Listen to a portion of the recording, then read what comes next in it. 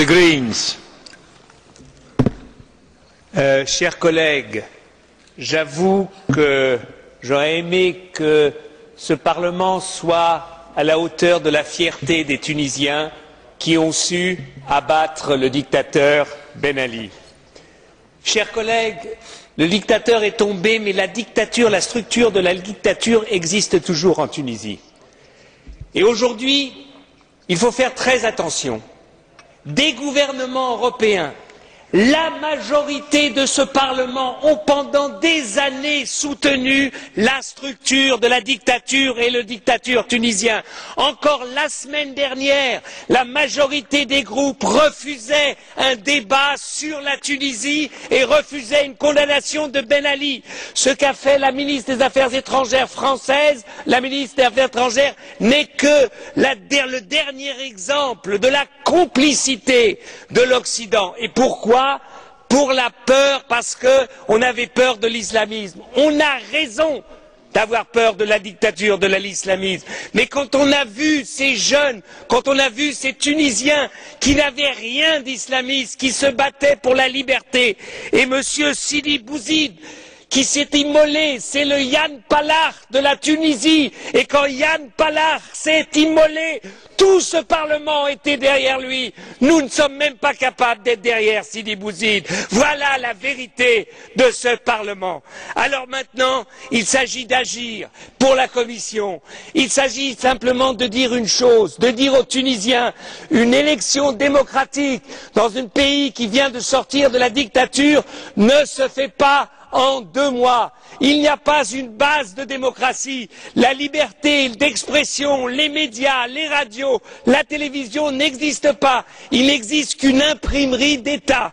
C'est pour cela que je demande à la Commission qu'elle prenne l'argent de l'accord d'association et qu'elle mette cet argent au service de la liberté d'expression en Tunisie et non pas au service d'organisations gouvernementales tunisiennes. Deuxièmement, le gouvernement de transition n'est pas un gouvernement d'unité nationale. Pourquoi? Parce que la majorité de ceux qui sont battus ou qui sont en exil ne sont pas encore rentrés, ne sont pas reconnus. Donc il faudra du temps pour que des forces démocratiques, non pas des forces qui avaient été reconnues entre guillemets par Ben Ali, mais des forces réellement démocratiques puissent se développer. L'Union européenne doit démontrer que pour nous, ce qu'il se passe en Tunisie, c'est la clé de la compréhension et de l'espoir pour tous les pays arabes. Pour tous les pays arabes.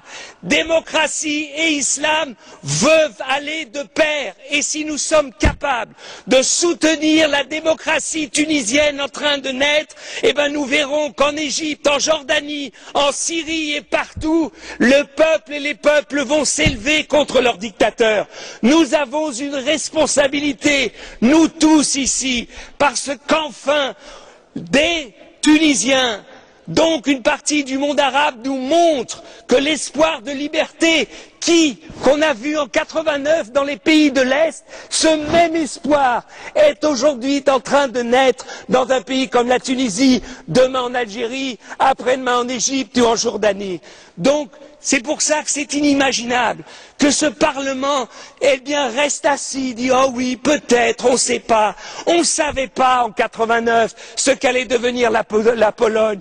On ne savait pas avec Gorbatchev ce qu'allait devenir la Russie. Si à chaque fois que les peuples demandent la liberté, on leur demande une assurance, qu'ils nous disent que c'est sûr que ça ira dans une direction, on ne soutiendra jamais la liberté. On ne la soutiendra jamais. Et c'est pour cela que je demande à la Commission, bougez, donnez, montrez aux Tunisiens que maintenant la réelle politique, c'est la politique de soutien à la démocratie et non plus à la structure de la dictature.